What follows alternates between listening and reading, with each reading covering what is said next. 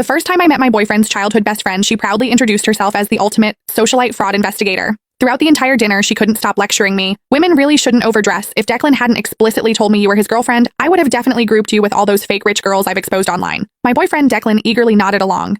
You really do dress a bit too flashy. You should listen to Sloane and tone it down. I couldn't even be bothered to argue with them. I made an excuse to go to the restroom, but right outside the door, I overheard Sloane delivering her expert appraisal of me. Declan, just look at how that woman walks and talks. She's obviously been through one of those gold digger training camps. She only approached you for your money. Think about it.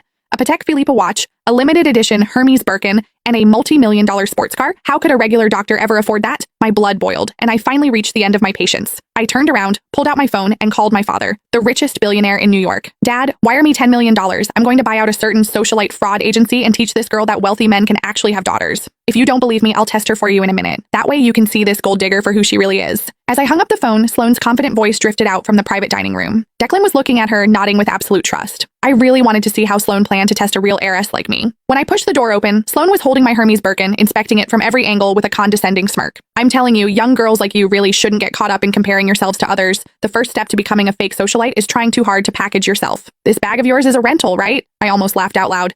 I bought this limited edition bag straight from the boutique, just building up the purchase history to get it cost me over $30,000. When Sloane saw I wasn't speaking, she assumed she had hit a nerve. She put on an I knew it expression and shifted her gaze to my Patek Philippe watch. Can you let me authenticate that watch of yours? Don't get the wrong idea, I'm just worried you got scammed into spending real money on a fake. After all, the bag is already a knockoff. Declan was already looking at me with deep suspicion. He gave me an order. Sloane is just looking out for you. Hurry up and let her see it. This watch was a promotion gift my oldest brother gave me last month. His entire watch cabinet is filled with pieces worth tens of millions of dollars. If Sloane actually appraised this as a fake, it would only prove that she was the real fraud here. I took off the watch, handed it to her, and smiled. Sure, this watch is a highly limited edition, so make sure you don't mess up your appraisal. Sloane eagerly snatched the watch. As she examined it carefully, I clearly caught the flash of raw jealousy in her eyes. It was obvious she had already realized the watch was authentic, but she still opened her mouth to lie. Oh wow, Declan. Your girlfriend is still trying to pass this off as a limited edition to get away with it, but it's actually just a cheap replica. I just have to ask, you're a young girl with an average family and an average job.